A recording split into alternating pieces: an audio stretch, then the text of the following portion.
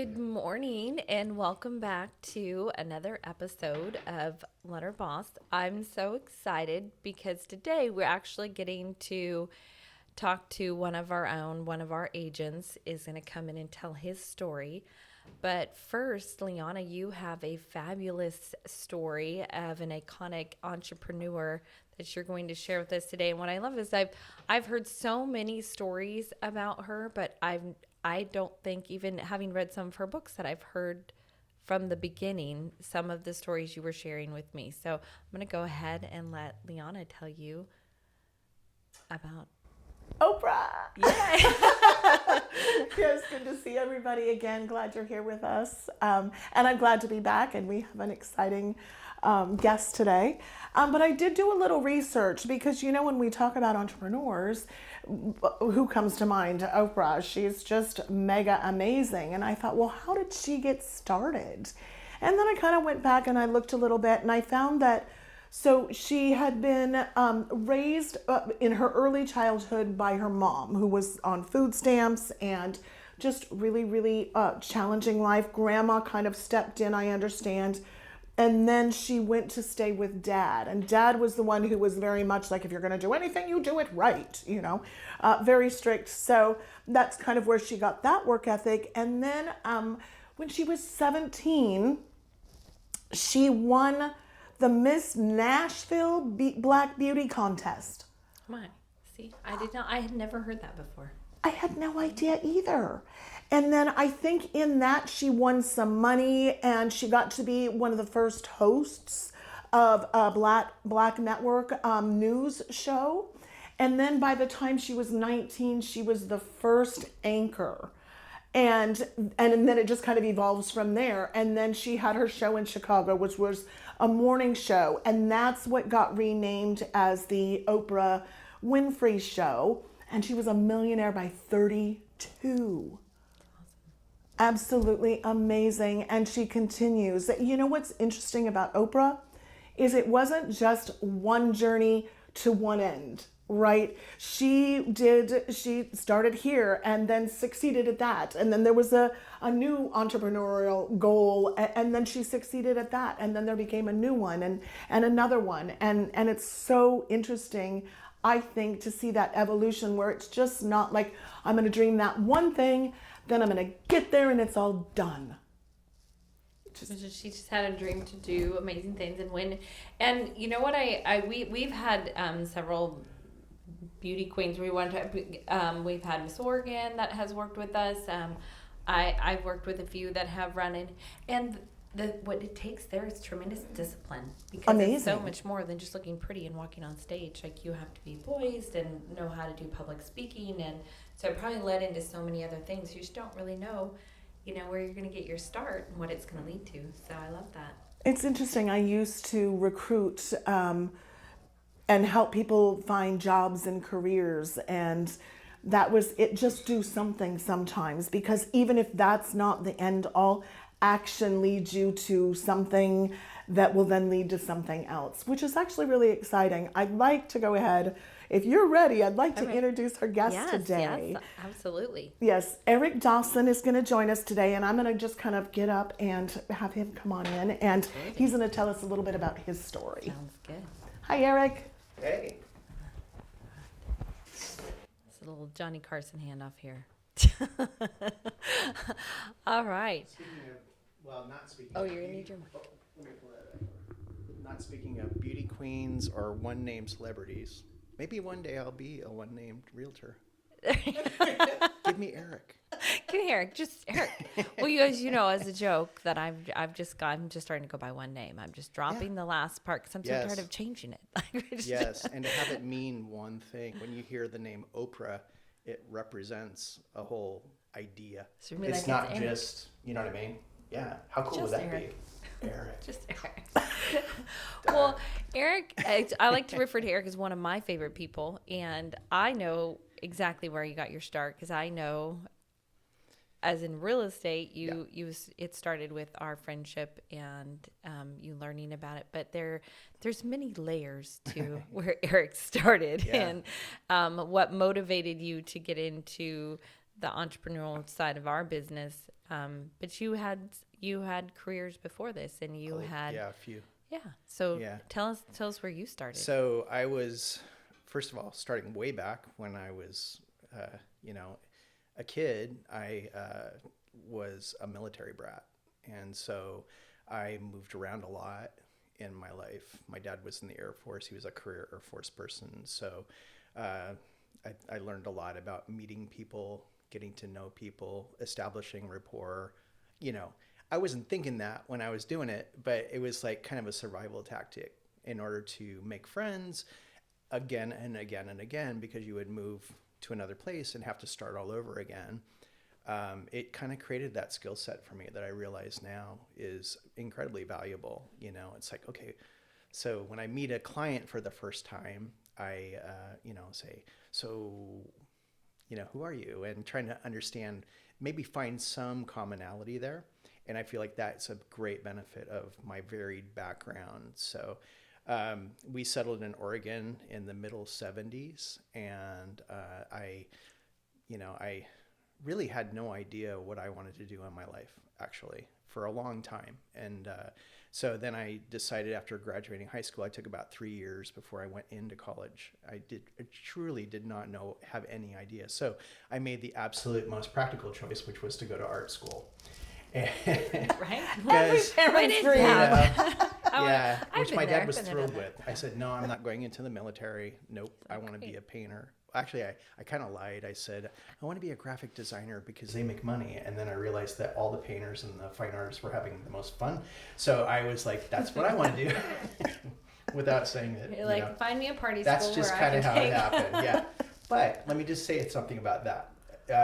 Art school taught me the biggest thing I should say that it taught me was how to think critically, how to look at things from multiple angles. So I still feel like I use my art education and all the things that I encountered and experienced during that time in my current life. And the other gift that art school gave me was the gift of no expectations, because what am I going to do after I graduate from art school? What am I going to do? I mean, literally, like, how am I going to make money, And so I think it was kind of a little bit stressful, but I mean, everybody stresses about trying to figure out what they want to do and where they're going to work and that kind of thing. And but it also gave me a much more open mind to the possibilities of life.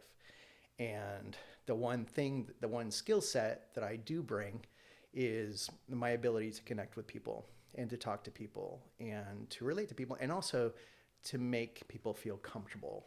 And so, again, with my varied experience in my life, having lived in so many places and done so many different things, I can find multiple ways to connect with somebody. We've got something in common. We'll talk for 5 minutes. I guarantee you we will be connecting. We will figure something out. And Eric, I do want to jump into something that you said, because I think that that's something in knowing you that just the switch flipped on. It's that not having expectations. Mm-hmm. And how lovely is that sometimes when listening and meeting people, is it opens up the world of what you get in return. Right. In that transaction or in that moment in time with that other individual. And I think sometimes, especially when we get into sales or having a passion or a goal, we're looking for the outcome and not being just in the moment where you can find that. Absolutely. That was lovely. Another overarching theme of my life, which is being in the moment. I have a tattoo on my arm that says "Be here now," and that really is true, because it's like it allows you to not get hung up, like you said, on outcomes and expectations. And, if something happens in your life, you're like, this is horrible. And you're like, well, not necessarily. And if you hang around long enough and be patient enough, eventually you might see that it's actually better than anything you could have conjured in your own mind and your imagination. It just reveals itself. I'm like, oh, yeah, that's awesome. Yes, that's so much better than I could have thought, Also, the same on the other side too is like, if something comes at you that's like amazing, wait for it, because sometimes it's not. you know, or sometimes it may be more of a struggle, more of a lift. And I think in the transactions that we do, sometimes they're super easy. And then, especially now in this current market, things have gotten a little bit trickier and a little bit more of a lift for sure. And so I just kind of try to stay in the middle and, you know, be ready to pivot depending on what happens. And keep your cool, keep your calm. And I think that's such a huge thing in terms of negotiation with clients and that sort of thing, or, you know, with other agents and that kind of thing, to be calm and non-emotional as much as possible. If you do it the other way, it's almost a guaranteed lose. Exactly. And I wanted to add on to that sometimes it's really only us that place the negative or the positive. Any situation, if I get a flat tire, what if I knew that flat tire was saving me from a collision 2 miles down the road? True. I would look at that moment differently. So if we can get rid of the, oh, this is great, or oh, this is bad, we're really open to what it really can be. Yeah, and you can still, if you're in the moment too, you can handle whatever happens there, right now. You can do that. Well, and I think that going back to having expectations when you meet people, you don't know why they're in your life. And I think really important thing for entrepreneurs, and then when you're in sales, it's not having an expectation of any outcome from that. But that's usually when you find the best connections. And I remember when I met Eric, like you were not there to meet me at that time. I think you were on a date. And I showed up. And we just connected. And I knew in that moment, I told the guy the person he was on the date with, I said, well, you know, I don't know what's going to happen here, but I'm going to keep this person, because we had that instant connection. But there was no expectation for that meeting. There was no expectation other than this person's going to just it gets revealed be there. And it was several years later that ended up doing business, you know, deciding to come and work together. You just don't know where that's going to, but if you get hung up on why is this person or this person's, this fits into this facet of my life. Yeah. What does this or mean? I need this outcome and I didn't get it, so I'm going to let it go to the wayside. 100%. Yeah, I agree. Follow the moment and be in the moment, but also just being able to connect with anyone. I think, you know, we were in a bar, but I was pregnant. I wasn't drinking. You guys were drinking. You were on a date. I was like, you know, we should have really probably had any kind of connection there, because there was. But I remember that time, and I just also remember, I think I brought it up. I just said, it just seems like, it seems like right now when I think about it, but it's like, I realized that I did have a curiosity about real estate. And I also came to realize too, from my art background actually, because I watched Portland evolve.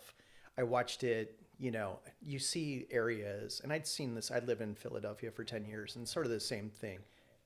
We see places that, you know, areas that were kind of depressed areas, and then artists would come in and open their studios, and then the cafes and the bars would figure it out. And this is a cool area because that's where all the artists are. Well, then eventually what would happen is all the artists would get priced out of the you know, they get, you know what I'm saying? The rents would go up and you couldn't live there anymore. So you go find another spot. And I've seen that again and again and again in Portland. So I was like, kind of had a real estate mind happening back then without even really knowing it, you know? And that's what I look for now is trends like that. It's very interesting to me how it happens. So, yeah. Well, one thing we've been talking a lot about vision planning and business planning and staying motivated, because as things change, even our clients, we need to keep them motivated through rates going up and prices changing and prices decreasing when you're a seller, and having you know, keeping your eye on the prize and not getting focused just on that original expectation. And you have a background in art, but you also have a huge background in fitness. Right.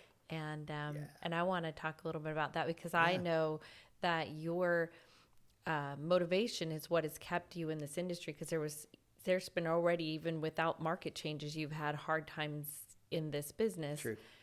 There's a lot of highs and lows in real estate. And I think that your strength of motivating yourself has come a lot from your background in what motivated you in fitness. Oh yeah. So totally. I know, like, it started with rock climbing was one area of that. Yeah. So tell us more about that. I was a climber for over 20 years. I was a rock climber and a mountaineer, and I did a fair amount of traveling in that. And I actually used to also run a rock climbing gym in Tualatin for about 6 years.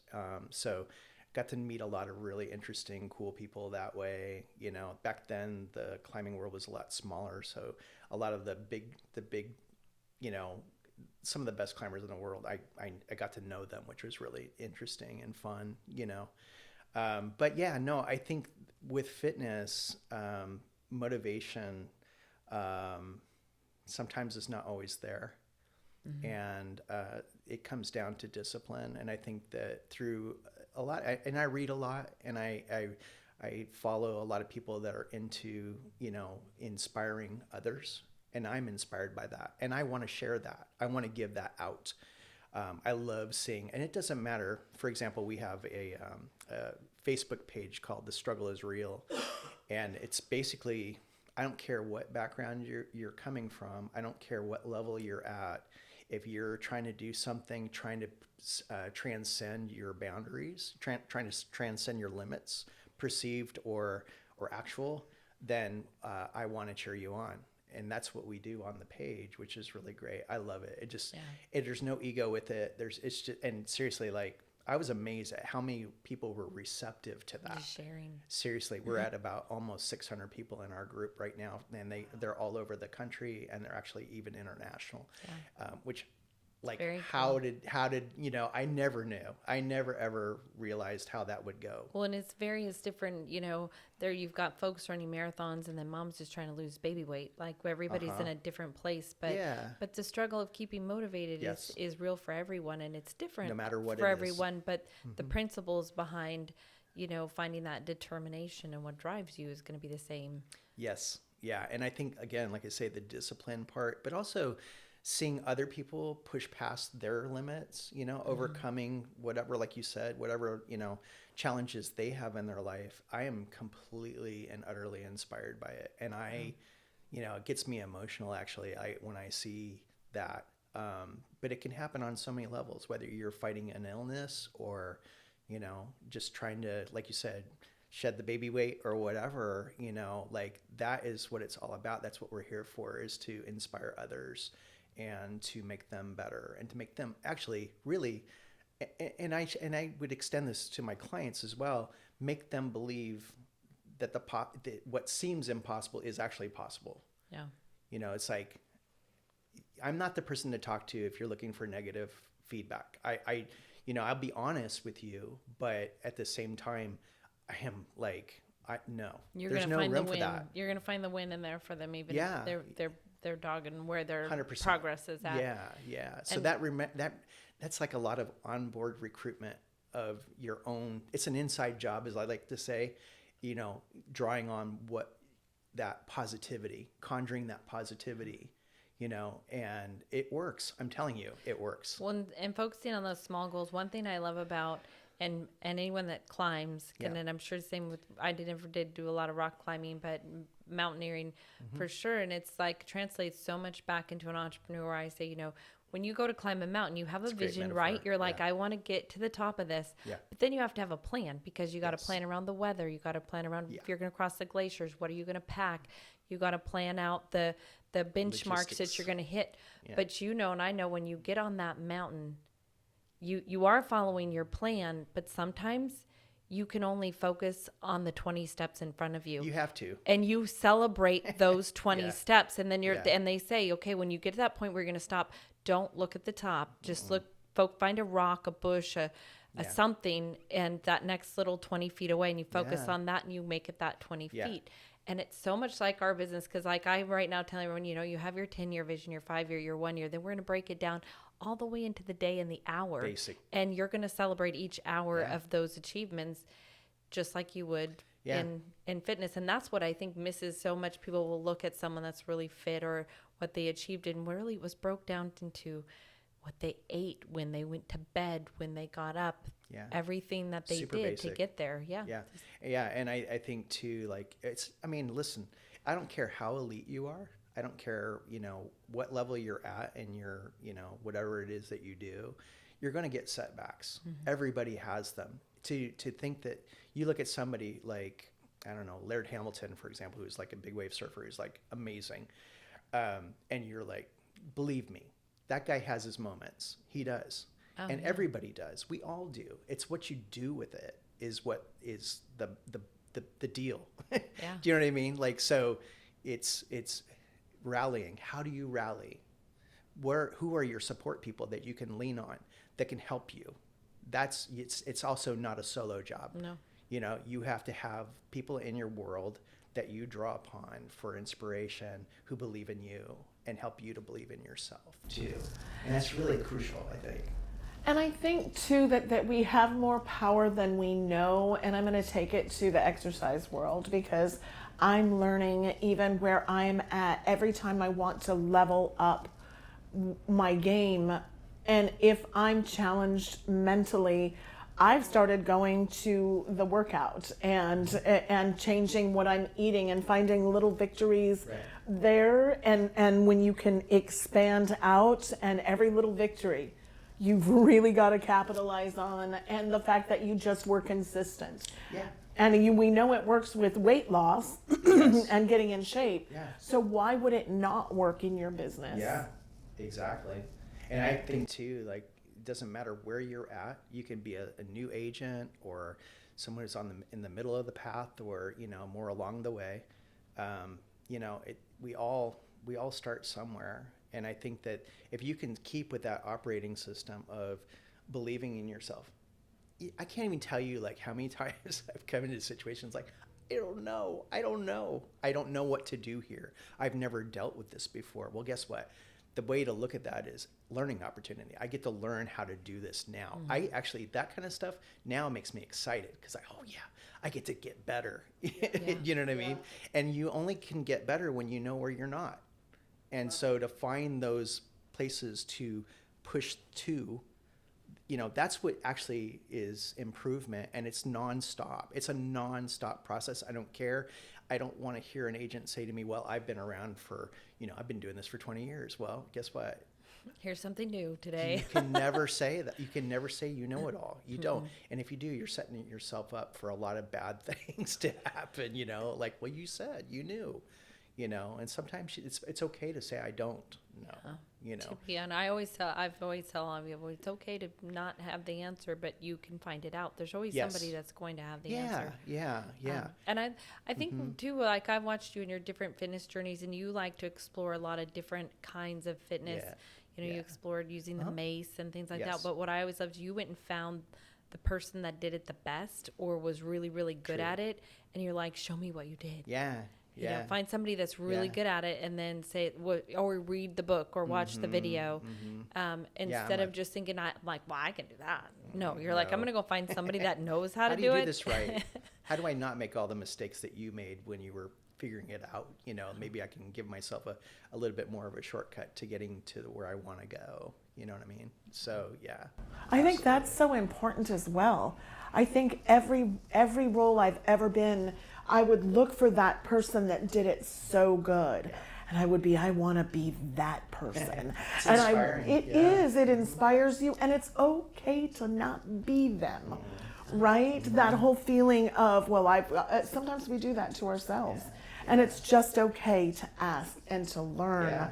Oh, it was a godsend. Yeah. And even if it pulls you, maybe you don't get as good as they are, but at least it pulls you down the road. And, you know, and the thing too is like, it's the biggest thing is to do something. Do something. Okay. Absolutely. Don't sit back and whine and worry about why you can't do anything. Do something. I tell my kids that too. It's like they're all starting now in their own careers. My youngest is still in high school, but he's already got a mind towards what he wants to do. And I'm like,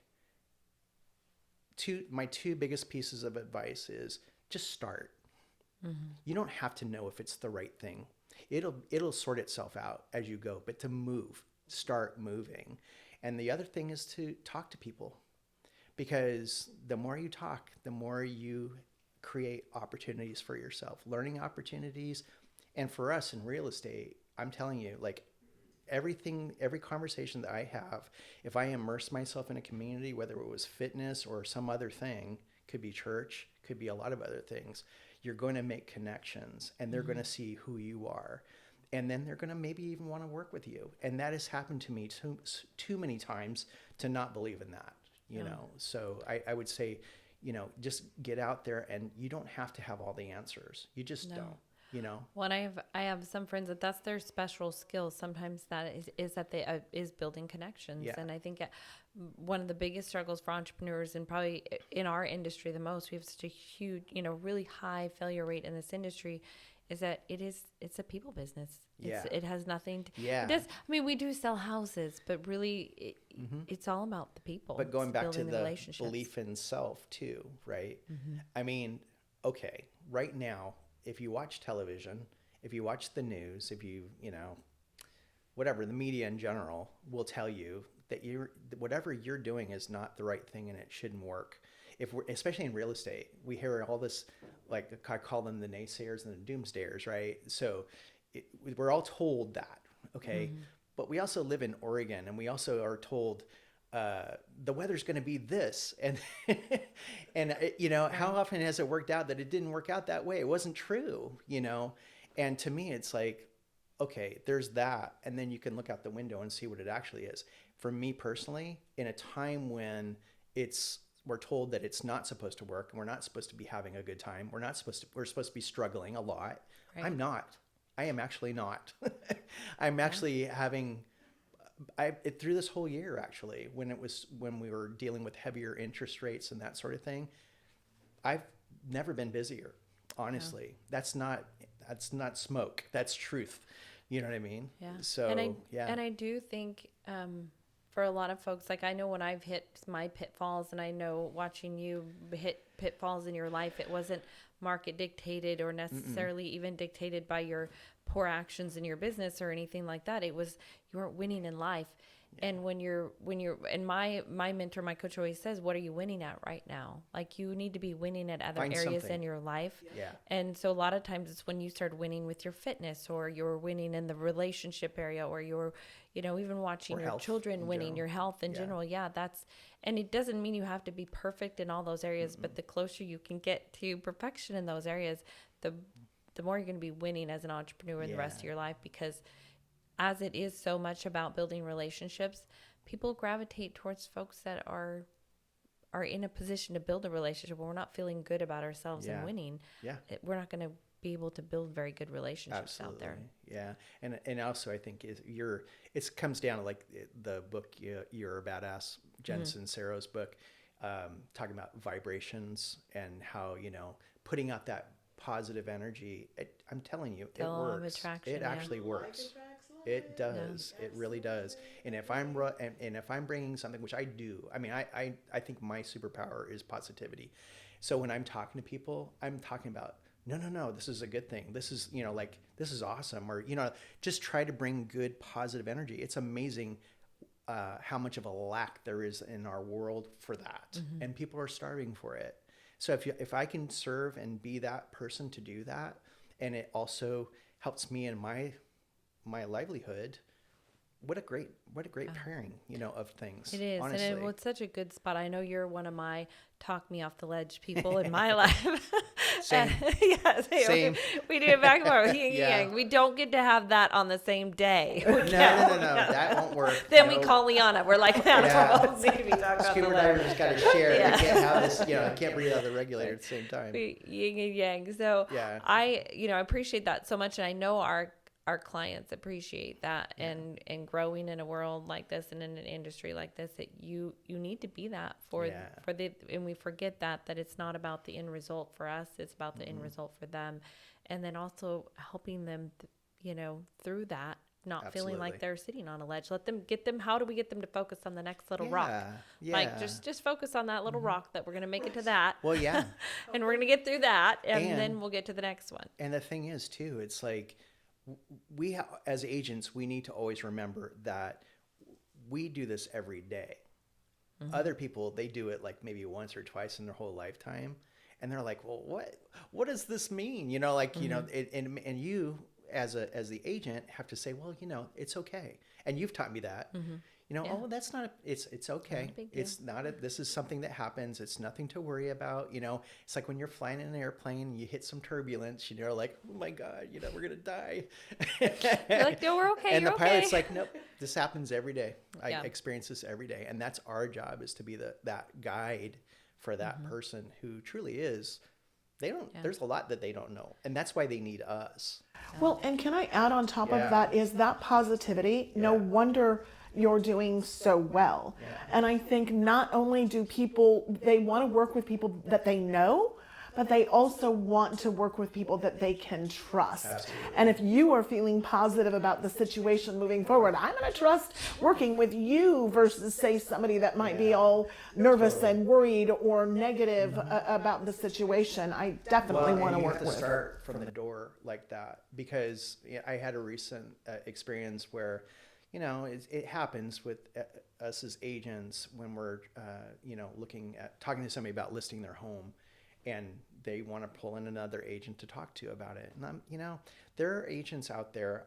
I've seen it through the entire time that I've been in this business, who will be less than honest, I guess, about how much they can sell your home for, and they'll inflate the value and that sort of thing. And I'm like, what a waste of time. Like and that's why I tell them, I'm like, I understand you're going to talk to somebody else, but I'm telling you, my promise to you is I will tell you the truth. Because the thing is, I'm not going to tell you that we can float your house up at a really high price that I know is not going to happen. And to have the conversation with you in a few weeks or whatever, saying, well, no, I could not in my good conscience do that. And so to me, it's like, let's just start from the beginning. Okay. Yeah. I'm going to be honest with you, and I want you to be honest with me too. You've already told me that you're talking to someone else. That's fine. But I'm also going to give you my promise as to what I will give you and how I will help you in the journey that you're about to go on. And I will only tell you the truth. That's the deal. Positivity isn't dishonesty. Like, people cloud those two things. They think, okay, well, I don't want to be negative, so I'm going to fudge a little bit here on that. And that's not really positivity. No. Positivity is telling the truth. And then finding a way to make it okay. Yeah. Like, this is where we're at. This is the situation. We can still do it. We can make it work. So. Yeah, exactly. I love it. Good. Well, this has been really good. Yeah. I wish I could say I've learned new things about you, but there's probably not a lot there. But I hope that there's folks out there that will learn from your journey, and I know I have learned a lot watching your journey and being on it with you, and hope you have with me as well. And I just love sharing our stories, because I really think that this is a place where we get to learn from. If there's anybody else out there that needs help or support or cheering on, I'm your person. I'm happy to do that. I want to see people succeed. And I want to just kind of wrap up again on relationships. I think sometimes we really discount when we get in this industry and we think, oh, I need to have sales. And then you go out and you meet people, but there's that expectation. Again, we go back to that, but that I need to get something from you, which is uncomfortable. And so no wonder a lot of agents don't want to go out and do that. And that's never what we're asking. It's the going, it isn't. It's the genuine connections. In fact, 10 Times Mentor, Grant Cardone, it was a audiobook that I listened to, but I really loved it. He kept saying, who am I going to meet today? Who am I supposed to meet today that's going to, help me learn and grow and get to the next place? Everyone is that, whether it's a drop of information, whether it's a bit of motivation, whether it's just making you smile on a day while you're standing in the shopping line that helps you have that next positive moment.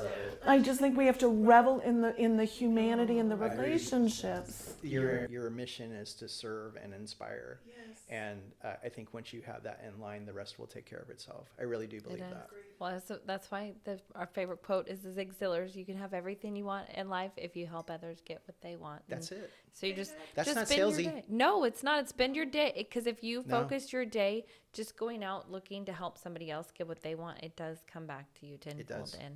And you get to make friends with them. You do. Cool too. You do. And then hopefully they like you at the end of the day too, and they're not mad. Even I have if a lot it of didn't work clients out. that are my friends now, Yep. which is cool. That's how I it love should that. be. It should it's be. one of my favorite things. Yeah. It's a relationship Yeah. business. So thank you. Thank you. I'm so Yeah. glad you were here. I really love Thank the you. conversations it It was brought up. great. Well, I'm thank stoked. Let's go work. Well, thank you everyone for joining us today. Can't wait to share another story with you soon. So I hope you'll join us again and have an awesome week.